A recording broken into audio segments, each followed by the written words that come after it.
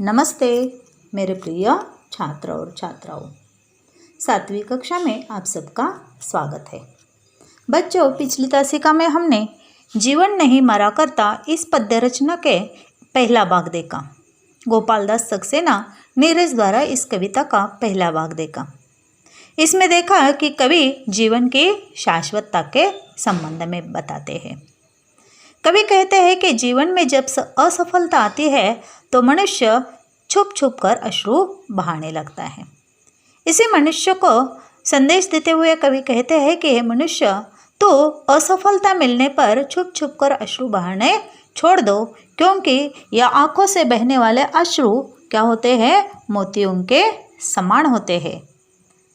जो सपने टूट जाते हैं उससे मनुष्य निराश हो जाता है, यह उसे नहीं होना चाहिए, क्योंकि कुछ सपनों के मर जाने से जीवन कभी मरता नहीं है। यह बात कवि ने यहाँ पर स्पष्ट की है। इसके लिए कवि ने अनेक उदाहरण दिए हैं, जैसे कि मोतियों की माला का उदाहरण दिया है। और मोतियों की माला का उदाहरण देकर कवि कहना चाहते हैं कि मोती की माला जब टूटती है तो उसके मोती इधर उधर बिखर जाते हैं, लेकिन उन्हीं मोती को इकट्ठा करके हम सुंदर सी माला बना सकते हैं। तो हमारे आंखों से बहने वाले आंसुओं को भी हम नीलाम कर देंगे, उसे हद पार कर देंगे, तो हमारी यह समस्या पूरी हो सकती है और हम सफलता की ओर आगे कदम बढ़ा सकते हैं। अपने सपने दोबारा देख सकते हैं और उन सपनों को पूरा भी कर सकते हैं। इसके आगे कवि यह भी कहता है कि जब निराशा आती है जीवन में, तो उस निराशावादी जीवन में क्या होता है कि परिस्थितियों से हार कर मनुष्य रूठ कर बैठ जाता है। लेकिन परिस्थिति से हार कर रूठ कर बैठने वाले मनुष्य को कवि कहते हैं कि जब कमीज फटती है तो उसे सीख कर पहनाया जाता है। तो सपना टूटता है तो सपना भी हम दोबारा देख सकते हैं। इसके लिए कवि आंगन के दीप का उदाहरण देते हैं। आंगन में दिवाली के समय हम कई दीप लगाते हैं। जब आंगन जगमगा उठता है, लेकिन उसमें से कुछ दीप बुझ जाते हैं, उससे आंगन हमारा मरता नहीं है, आंगन का प्रकाश बुझ जाता नहीं है। अन्य दिए क्या करते हैं? आंगन में प्रकाश फैलाते रहते हैं। इसी तरह इस दुनिया में कुछ भी खोया नहीं जाता, सब कुछ यहीं पर होता है। खोता कुछ भी नहीं यहाँ पर, केवल जिल्द बदलती पोती। इसे कवि क्या कहते हैं कि इस दुनिया में कुछ भी खोया नहीं जाता, सब कुछ हम हासिल कर सकते हैं। केवल जिल्द बदलती पोथी, पोथी यानी पुस्तक। पुस्तक का जो बाह्य आवरण होता है, कवर होता है, वो कवर बदला जाता है, पुस्तक तो वही होता है। देखो, श्री कृष्ण महाभारत में कहते हैं कि इस दुनिया में कुछ भी नहीं बदलता। शरीर ये मृत है, शरीर ये क्या है? हमारा आवरण है, लेकिन उसके अंदर जो आत्मा होती है वह आत्मा क्या है? जिल्द है ना। वह कवर शरीर जिल्द है और पोथी हमारी आत्मा है। उसी तरह इस दुनिया में कुछ भी खोया नहीं जाता। जैसे दिन और रात होते हैं, वैसे ही मनुष्य का जीवन होता है। रात के बाद दिन आता है, दिन के बाद रात आती है, रात आती है तो आसमान में चांदनी होती है, और सुबह होती है तो सुबह ऐसे लगता है कि सुबह ने धूप की धोती पहन ली हो। रात की चादर, रात की चांदनी वस्त्र उतार कर सुबह धूप की धोती पहने हुए आता है। इस तरह केवल परिवर्तन होता रहता है, ये बात आपको ध्यान में रखनी होगी। वस्त्र बदल कर आने वाले, चाल बदल कर जाने वाले। कवि क्या कहते हैं कि वस्त्र बदल ले जाते हैं, चाल बदली जाती है। बचपन में बच्चों जब खिलौने से खेलते हैं तो उसमें से कुछ खिलौने उसके टूट जाते हैं, कुछ खिलौने उसके खो जाते हैं, लेकिन उस बच्चे का बचपन मरा नहीं करता, उस बच्चा दूसरे खिलौने से खेलने लगता है।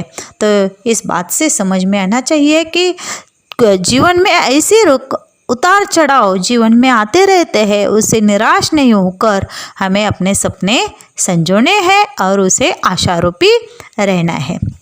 आगे की कविता देखते हैं, तो शुरू करते हैं आगे की कविता।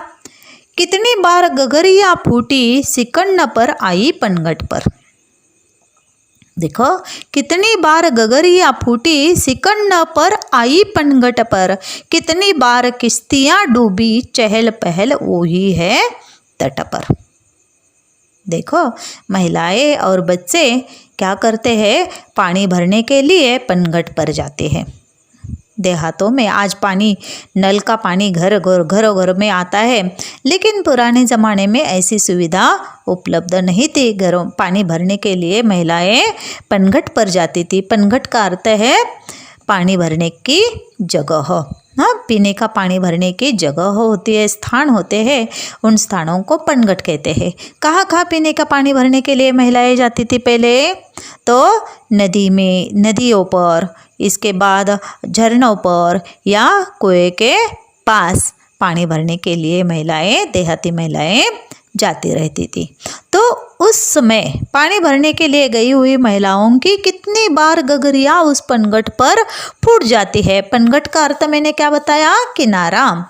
पनघट यानी किनारा या पानी भरने का स्थान। उस पानी भरने के स्थान पर पानी भरते भरते क्या होता है, कितनी बार उनकी गगरिया यानी कलश, छोटे छोटे पानी भरने के कलश जो होते हैं उन्हें गगरिया कहा है। वो मिट्टी की भी होते हैं या किसी धातु की भी होते हैं। तो वह क्या होती है, कई बार टूट जाती है, फूट जाती है। लेकिन कभी भी उस पनघट ने, उस स्थान ने, पानी भरने के जो स्थान होता है उस स्थान ने इसकी चिंता कभी नहीं की। हमारे घर में जब कोई मरता है तो हम कितने दिनों तक दुखी होते हैं, वही दुख लेकर बैठ जाते हैं। लेकिन पनघट के पास आकर वह गगरिया कितनी गगरिया फूट जाती है, लेकिन इसकी चिंता, इसकी सिलवट, सिकन यानी सिलवट या चिंता कभी पनघट पर आई हुई दिखाई नहीं देती है। उसी प्रकार कितनी बार किश्तियाँ डूबी, उसी प्रकार नदी में कितनी बार नावें डूबती है, नावें डूब जाती है।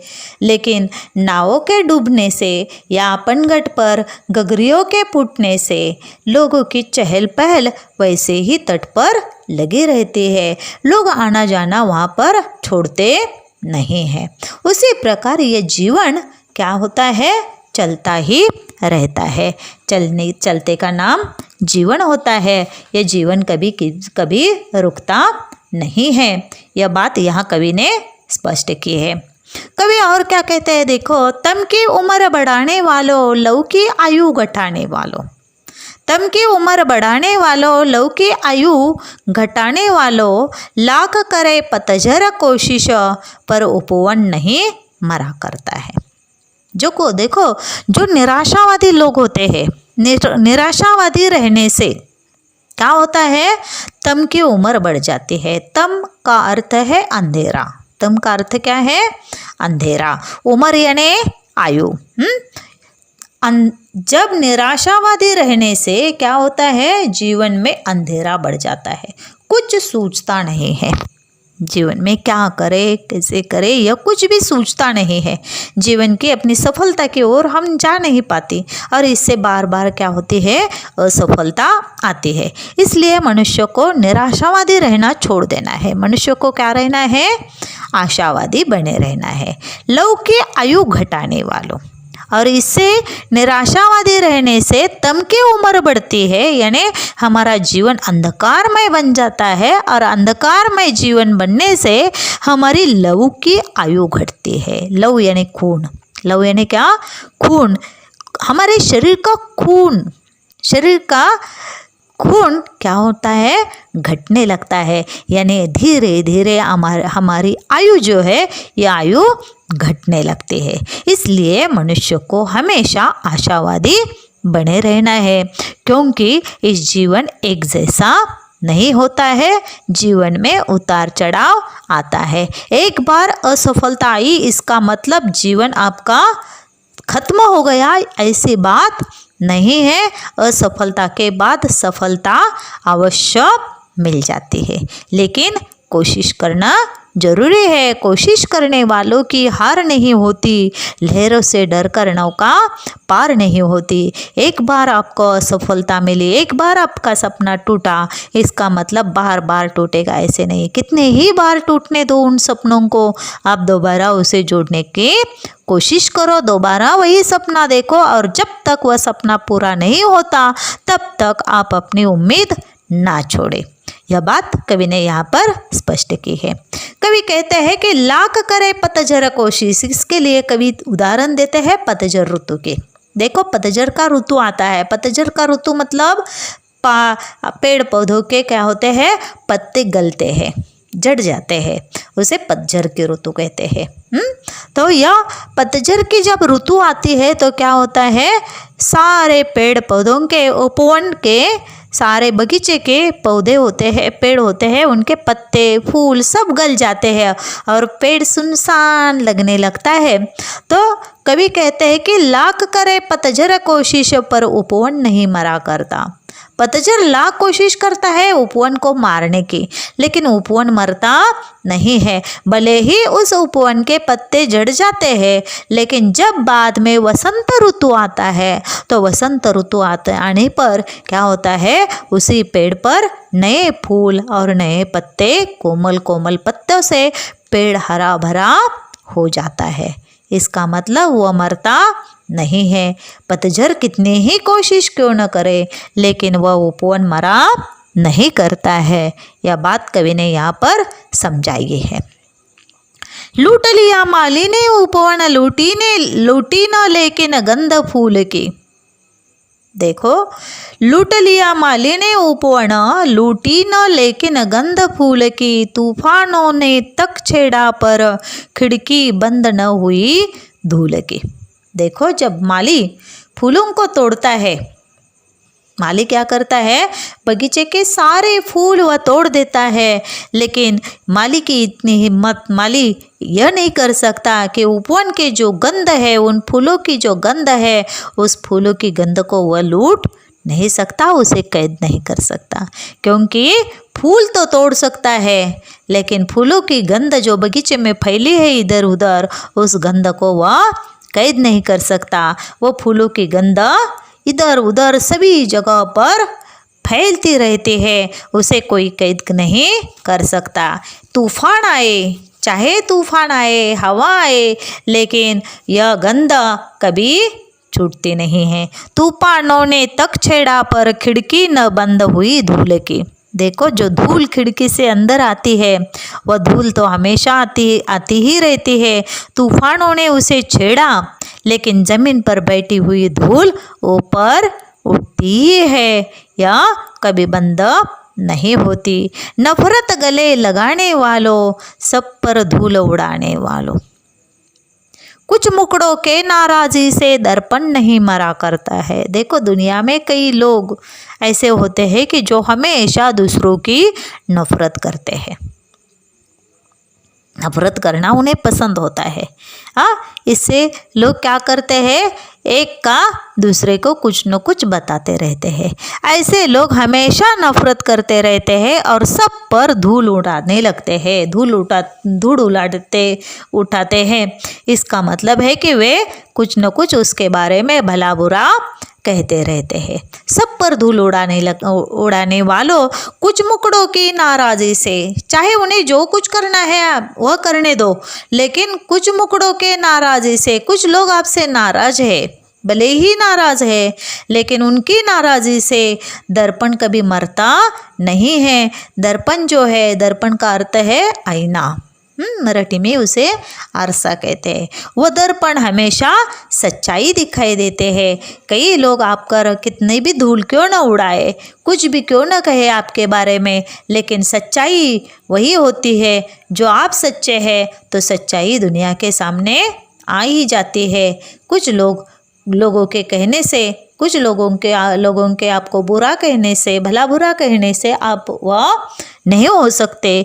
दर्पण सच्चाई ही बता देता है। इसीलिए हमेशा सच्चाई के मार्ग पर चलो और हमेशा प्रयत्न करते रहो। प्रयत्न करने से सफलता जीवन में अवश्य मिलती है। यह बात कवि ने यहाँ पर बताई है।